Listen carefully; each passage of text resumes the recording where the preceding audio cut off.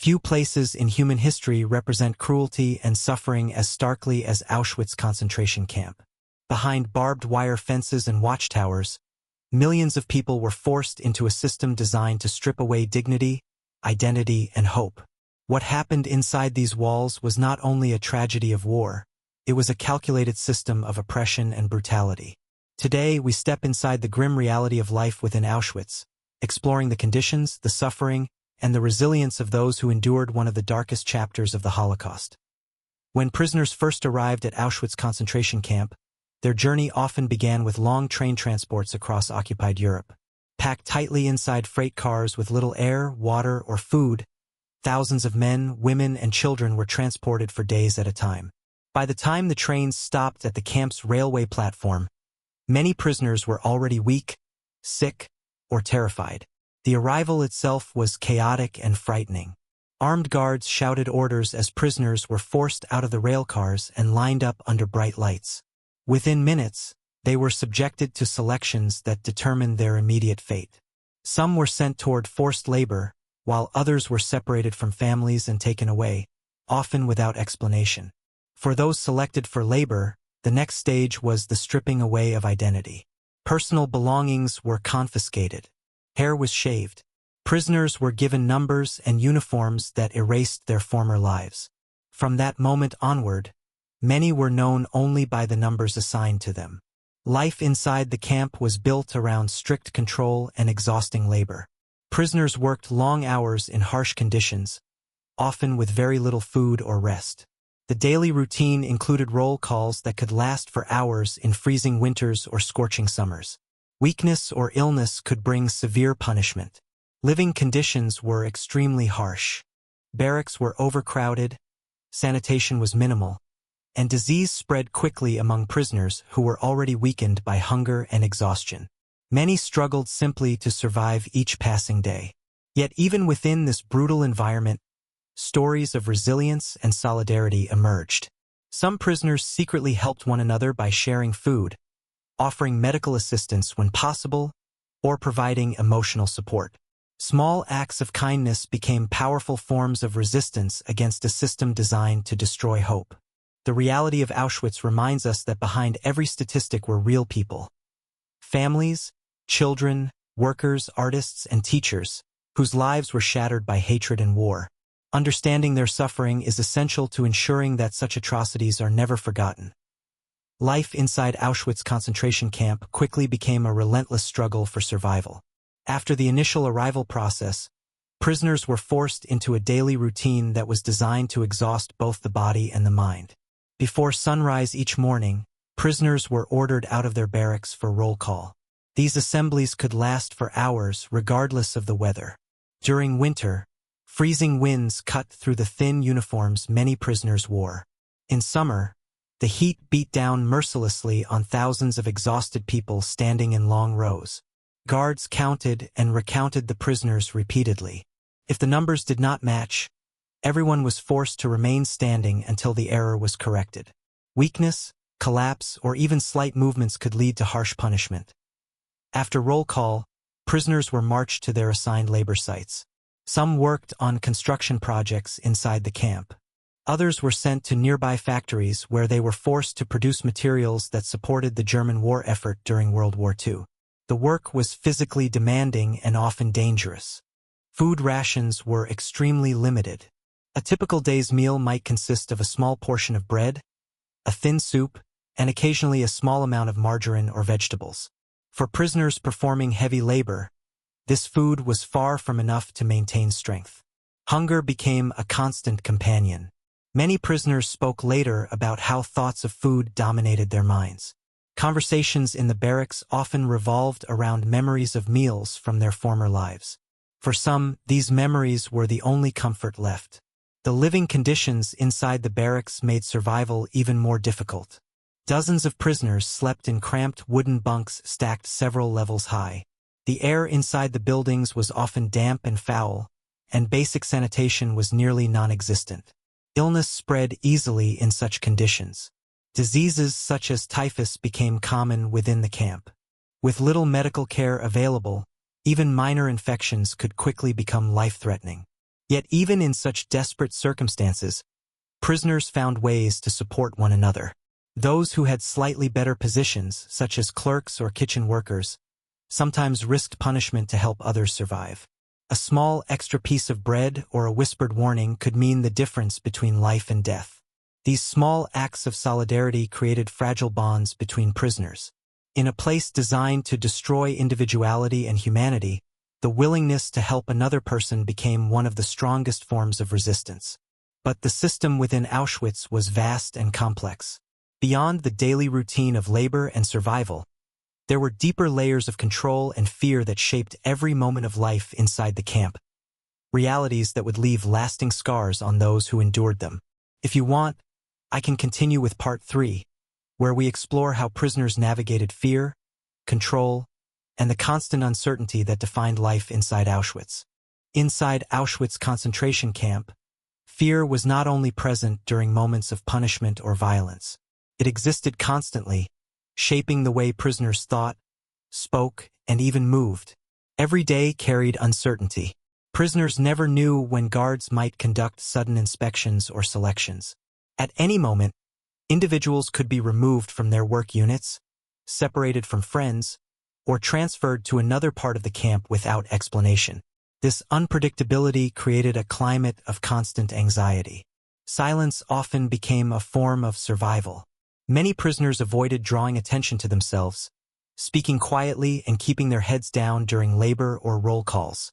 The smallest mistake, arriving late, appearing weak, or disobeying an order, could result in severe consequences.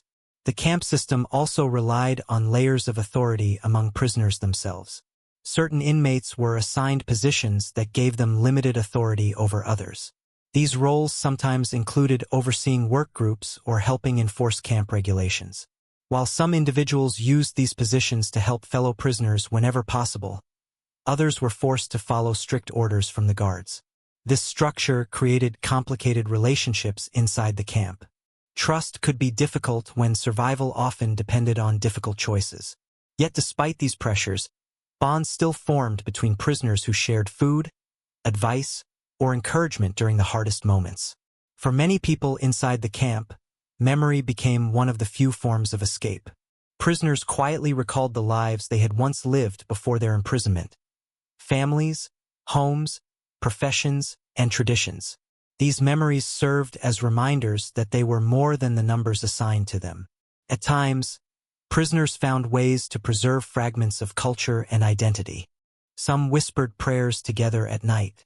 Others recited poems, shared stories, or spoke about the world beyond the camp fences.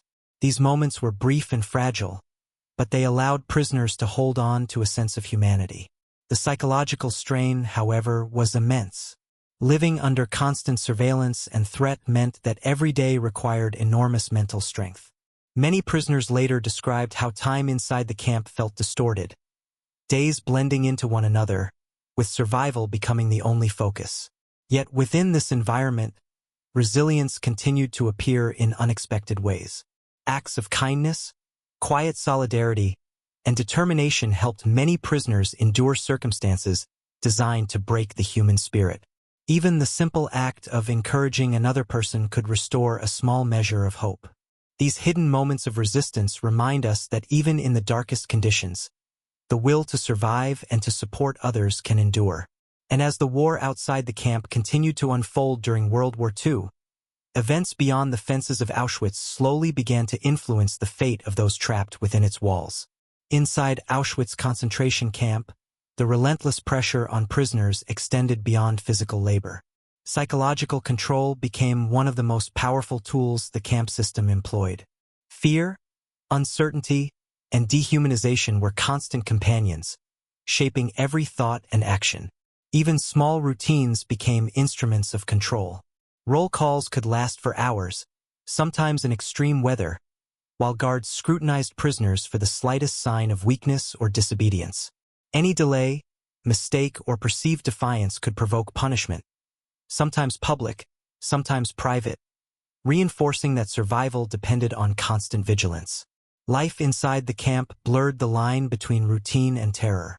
Prisoners learned to anticipate inspections, selections, and arbitrary decisions that could determine life or death. The unpredictability created a climate of extreme stress. Every interaction, every movement, every whispered word had to be carefully measured. Despite these conditions, prisoners found ways to maintain humanity. Secret alliances formed in barracks, where small gestures of kindness, a shared portion of food, whispered encouragement, or advice on how to avoid punishment, helped sustain morale. These small acts of solidarity were acts of quiet resistance, asserting dignity in a system designed to erase it. In addition, cultural and religious identity persisted, even under harsh restrictions. Prisoners whispered prayers, sang songs, or recited poems, often at great risk. These practices reminded them of lives beyond the camp and the identities that the Nazis sought to strip away. Medical neglect and overcrowding compounded suffering. Illness spread quickly through the barracks, and treatment was minimal or non-existent. Prisoners were left to care for each other as best they could, demonstrating resilience and ingenuity even in the most dire circumstances. Through it all, the human spirit persisted. Prisoners found ways to communicate hope, preserve memory, and protect one another.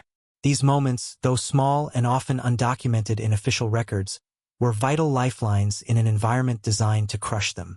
Life in Auschwitz was a continuous battle, not just against physical deprivation, but against the psychological machinery of oppression. Every day required courage, endurance, and careful navigation of fear. These experiences would leave indelible marks on survivors, shaping the memories and testimonies that continue to educate the world about the consequences of hatred and totalitarian power. The final chapter of life inside Auschwitz concentration camp was a stark reminder of both the fragility and the endurance of the human spirit. As the war progressed and liberation loomed, prisoners endured unimaginable hardships that left lasting scars, physical, emotional, and psychological. Every day remained a test of survival. Food shortages, disease, and exhaustion continued to threaten life, while fear of arbitrary punishment never fully dissipated. Yet, even in the darkest moments, acts of resilience and courage persisted. Prisoners found ways to help one another, share scarce resources, and preserve tiny fragments of dignity in an environment designed to erase it. The arrival of Allied forces brought liberation, but freedom did not erase the trauma. Survivors carried memories of overcrowded barracks, grueling labor, and the constant presence of death. They bore witness to the horrors imposed upon millions, ensuring that the world would remember not only the cruelty of the camp, but also the courage of those who endured it. Their stories serve as a testament to human endurance. They remind us that even in a system meticulously designed to dehumanize, individuals found ways to maintain identity, compassion, and hope. These acts, small and often unnoticed, became the foundation of survival. Ultimately, Auschwitz stands as a symbol of cruelty, of suffering, but also of resilience. History teaches us that oppression can never fully extinguish the human spirit. The lessons of survival, solidarity, and remembrance continue to resonate today, ensuring that the horrors experienced within these walls are never forgotten, and that the voices of those who suffered continue to shape our understanding of justice, humanity, and the cost of hatred.